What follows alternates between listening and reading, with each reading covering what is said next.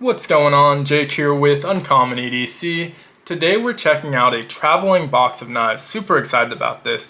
This was put together by Mike's Life, and the really cool thing about this traveling knife series is that each channel that receives this box is encouraged to take one or more knives out of the box, replace it with one or more of their own, and send it on to the next channel. So each time you see this pop up on your feed, the box is going to be slightly different, ever evolving. In fact, the box that I received, as far as I can tell, only has 2 knives from Mike's original box. So an honor to be a part of this. Really great way to check out a bunch of knives and also just interact with these other channels. Definitely honored to be a part of this series. Now, that being said, this has traveled to a bunch of other channels, as you might imagine, and I will link to all of those in the description of this video. Jo Ventures Outdoors also has a playlist with all of the videos from this series, so I'll link to that as well. But I did want to just flip through. Everyone's encouraged to put either a post-it with their channel name or a sticker if they have them into the pile so we can see everyone who's checked this box out. So as I flip through this, I'll do it pretty quickly, but if you see a channel you don't recognize or maybe you're not subscribed to, pause the video, go check them out, show them some love. All of these guys are great parts of the community and putting out some excellent content. Make sure if you do though that you actually interact with the channel, because if you just subscribe and come back, YouTube's gonna think it's a bot and eventually unsubscribe you. So after or during, just watch one of their videos, comment on it, interact with it a little bit, and that'll make sure that you stay subscribed. So these aren't in any particular order besides the first and the last one. We've got Mike's Life, of course, because he started the box, followed by Terry's Knives and Man Stuff. Then we have Gunslinger Cal with the IOU a sticker voucher. Same kind of deal for GR Knives and Outdoors. Followed up by Mike Curtis of Mike's Knives. Jo Ventures Outdoors. Randy's WSG with that sweet skull sticker. We've got Factors of Jack. Of course, Tim's School of Fish. And the channel that actually had it before me sent this over, Hunting for Hookers. Definitely check out his video to see what in this box came from him and what he took out before me. But really appreciate him sending that over. I'm going to be sending it over to Ace on Knives when I'm finished with it, so I went ahead and put one of my stickers in there as well. So with that said, let's dive into the knives. I'll try not to spend too much time on any one knife for the sake of keeping this on the shorter side, but just due to the sheer volume of knives we're looking at, this is for sure going to be a longer video. So we're going to start with the 2 that were in that original box put together by Mike. So first one is an old Imperial slip joint. It's got some sort of synthetic handles, feels like a kind of plasticky material, and in lieu of a shield we have the Imperial printed right on there. Now this is a 2-bladed slip joint. We got that main clip point blade, and this has an Imperial Ireland stainless stamp on the tang, which is really cool. I don't know that I knew that Imperial ever made knives in Ireland, so that's a really cool thing I'm definitely going to have to look into. You can also see this is really well loved. There's some scratches up at the tip of the blade, definitely adding some character to it. And then we have a secondary pen blade on the other side. This one also well loved, doesn't have any tang stamp or anything to look at there. And probably not as snappy as the day it came off the line, but definitely still has a lot of life left in it. Really cool to see this in there. Now from there we got one more from the original box. This one is a more modern knife. We have a Kershaw, and this one has what looks to be stainless steel handles. The mother of pearl little inlays here on the back, which is a nice touch. It's pretty subtle, you don't notice it at first, but once you notice it, it's really pretty. Catches the light really nicely. Flipping it over to the other side, no pocket clip on this one, which does make it a little bit slippery, but we do have a safety here. And this has their old speed safe assisted opening, and so we have a safety to make sure that doesn't accidentally deploy. Right now it's off. Push it up towards that pivot, it's all locked up so you can't open that anymore, and then back down in order to access that. And now that it's unlocked, we can flip that right open. Really wicked Wharncliffe blade there, looks really nice. That Kershaw logo, it does have thumb studs as well. These ones are a little bit on the shorter side, but it has some thumb studs. It's a liner lock. And if we flip over to the back, has some billboarding, which tells us exactly what we're looking at. So we have model 1615 SS, which I'm assuming is stainless steel. USA made Kershaw, really cool. Kai patented, that's a parent company of both Kershaw and ZT. And then the model, it looks like, is Onion / Centofonte. And so really cool, just a nostalgic knife for me. When I first started getting into knives and being able to buy my own knives, the Onion and the Leak and stuff like that were really popular knives at the time, and so loved seeing this in the box. This one also has seen some pocket time. You can see those scratches on the blade, on the handle. Absolutely love seeing that. And so Should mention that I'm not going to say which knives I'm going to pick out of here, which ones I'm putting in, so you'll have to tune in to Ace on Knives video when he makes it to see what I ended up taking and putting in, but definitely open to suggestions. I'll probably hold on to this through the weekend, mail it out first thing Monday, and so do have a couple days here to decide. Now, next knife isn't one from the original box, but is kind of similar to that Kershaw. This one's actually from SOG though, but similar in that it's a flipper, it's assisted, and has these stainless steel looking handles. Really nice pivot on this one, I like it. It has a more pronounced pocket clip that protrudes a little bit above the scale, so a little more access to that.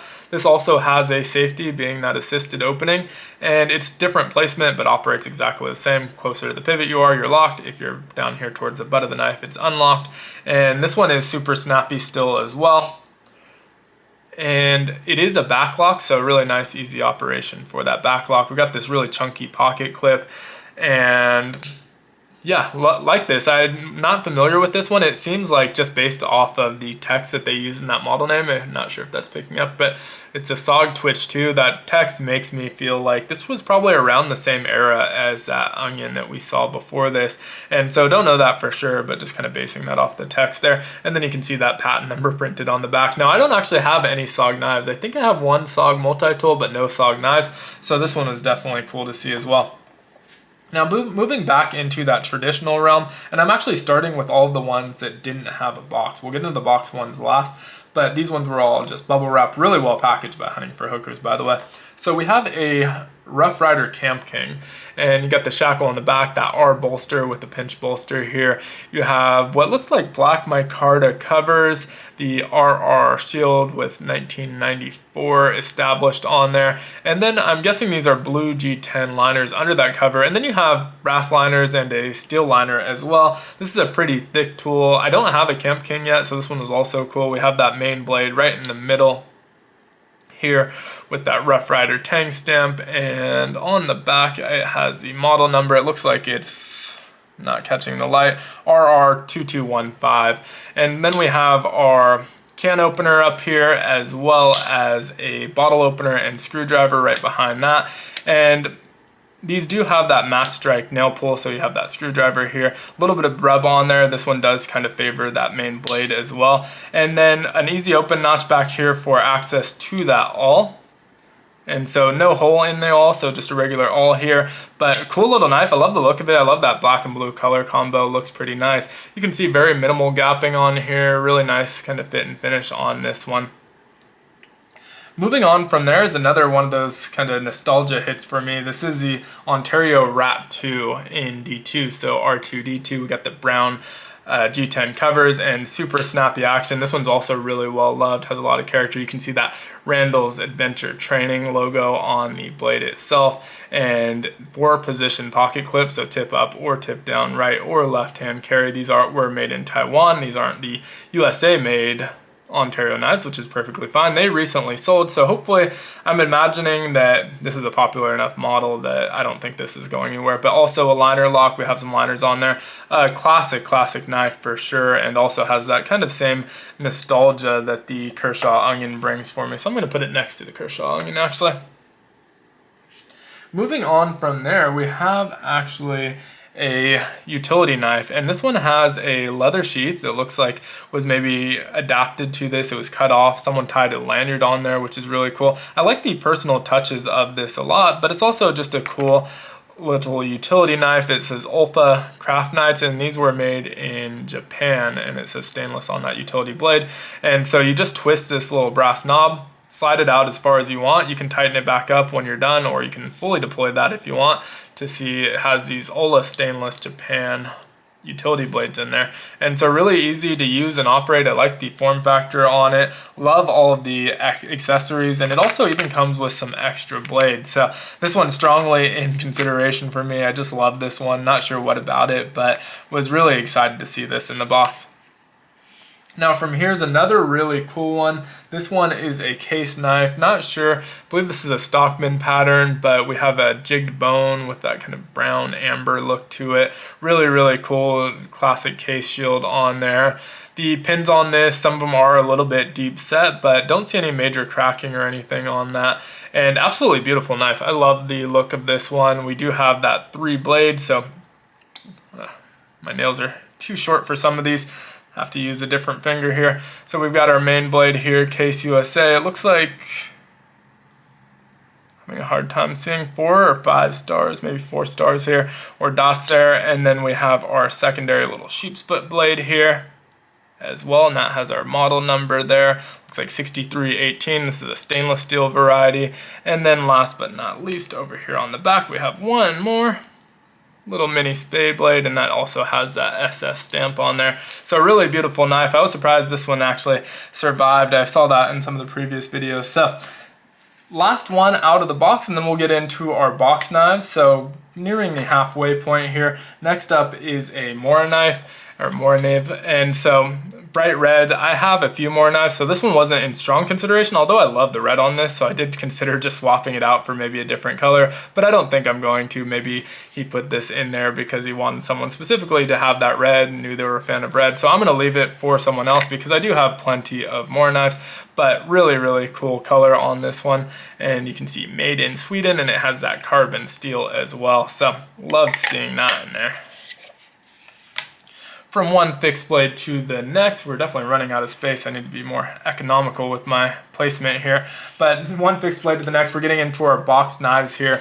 We have the cold steel roach belly. And this one is still in the box, but I did make sure to at least that these boxes were open so it wasn't fighting with the packaging too long. Kind of a similar sheath here to our Morakniv. A little bit of a different blade though. So have this kind of plasticky, rubbery feeling handle. Feels good in hand, and really wicked blade on there. Nice shine to it. We got a German 4116 steel made in Taiwan, and then that roach belly on the back, and just love the little logo here as well. So cool knife. This one's definitely in consideration. I've been super into fixed blades lately, and for whatever reason, Amazon won't ship me this one. It says they can't ship to my zip code, so definitely one I'm considering just for the fact that I can't really get it. And so we're gonna put this one over here just slightly off to the side to make a little bit more room, and move on to our next one. So next up we have a Civivi. Box is a little bit damaged, but basically a brand new knife in here, and it is in a protective case here, so we don't have to worry about that box. And we'll get that open. And this really nice Civivi. I don't actually know what model it is. I don't know. It looks like it might be a Knox is what it says on the box. Civivi Knox pocket knife C2110B in black. And so cool little flipper knife here. This one is not assisted, reversible pocket clip. You got your C logo pivot, lanyard hole over here as well. And it looks like we have a frame lock. So cool little knife. I don't think I'm going to take this one. I'm going to leave it for someone who's kind of just getting into modern knives. I hear Mike's Life is getting more into modern knives, and I have so many that I think I'll leave this one behind. Some of the other modern knives are a little bit older, so that feels a little bit more, I know they're not traditional, but this is definitely something super modern and in my regular wheelhouse, and I'd rather get something that's a little bit different from what I normally grab. So I will most likely pass this one on, but beautiful little Civivi, nice and small. You got that sharpening choil / finger choil that allows you to get all 4 fingers on there if you need to, and comfortable in hand. So whoever gets this one, definitely a cool knife for sure. Now we have 2 buck boxes, and I'm not sure which is which, so just gonna start with the first one and slide that out of there. So we have a modern buck here, and it looks like this is probably called the Odessa if the box is correct. Pocket clip is not reversible. We have a flipper tab, thumb stud deployment, also a frame lock. Let's see how the action on this one is. Snappy enough. It did feel a little bit just kind of lazy as I was flipping it, but it's definitely snapped open. Yeah, it's slowing down a little bit towards the back there, so maybe the action isn't excellent, but good enough. It definitely flips. You see 254Z stamped over here. Don't know what that is. Buck on the front, and then that thumb stud. This one looks like it's been slathered with oil. I think it might have been Factories of Jack who mentioned he was going to oil it up, maybe adjust that pivot, so maybe that's why it's actually flipping open pretty nicely, but does snap open with relative ease, and you do have that kind of spoon-shaped buck pocket clip here as well. And kind of the same story as the last. I think I'd rather leave these moderns for people who are just trying to get into modern so they can try out a few different ones. It's not really adding anything different to my collection with the flippers and frame locks. And so would rather leave that one for someone else. Can also smell that oil coming off there, smells so good. And so next up, it looks like we have a canoe pattern from Buck as well. And so we got a traditional and we got a modern, and cool wood covers on this one, nice buck shield, and obviously that canoe pattern, 2-bladed, and looks like really excellent fit and finish on this one. This one's definitely going to be in contention. Beautiful little knife. And so we have our main blade here, and that is Buck 389, it looks like. And so that should be our model number, and then our secondary blade here along the back. And both these are nice and snappy with a pretty heavy pull. Actually, this pen blade's really heavy, but nice and snappy feeling. So really nice blades there, and I don't have a canoe pattern, surprisingly enough. So this one's definitely in consideration for me. Two more, we're nearing the end of our list here. Am I still even in frame? Mostly, for the most part, doing okay here. But another one that I don't have any of, this one's from Puma Outdoors. Don't think it says the model number here. So Puma Tech Outdoor Knives, another slip joint. And another really beautiful one. The shield, it looks like has a Puma on it, obviously. Can't tell exactly what the cover material is, but it looks really, really nice. And this one looks pretty clean condition-wise. We do have 2 blades here, so let's take a look at what we have. So up first we have our main blade, really nice long kind of clip point style blade here, and it says China on the back, Puma on the front. No model number yet, and I think that's probably on the box. I'll check that out in a second. But actually, identical blades, so we have 2 identical blades on here, and no tang stamp on this one, but really, really pretty knife. Let's take a look at that box just to see if we can track down that model number, and I'm guessing it's this, although I'm not 100% sure, 7713202, so I may look that up after this video. Now down to our last knife, another Rough Ryder, but not exactly a traditional, not exactly a modern. I don't know what to consider this one. But this is their Zipper RR2242. Really cool little knife. Looks like we have G10 on the covers here, and then on this side we have the zipper itself. So if you've never seen one of these, they're really, really cool. You just get your fingernail under here, open that up, and then you can push this up, push it back in, our blade comes out, and same kind of operation to get it back in. You lift this back up, slide it down, and it goes back in. And it's really easy to do. I'm kind of over dramatizing it so that it's a little bit easier to see how it operates rather than me just zipping it back and forth. But it's a really quick and easy action. Now I'm probably not going to take this one either because I have a very similar knife from STS, this Canadian tactical company, and I could probably swap them out. I feel like the STS one's a little bit cheaper, this one's a little bit nicer, so I'd rather leave this one in the box as well since I have almost an identical knife from another brand. And so that rounds out our list. I would love to hear what you think I should take in the comments below. I definitely have some ideas, but like I said, I'll probably hold on to it on the over the weekend, think on it, figure out what I want to replace it with, make sure I'm putting some cool stuff back in and replacing what I'm taking. But would love to hear your thoughts in the comments. Thanks so much for watching. Hope you have a great one. Take care.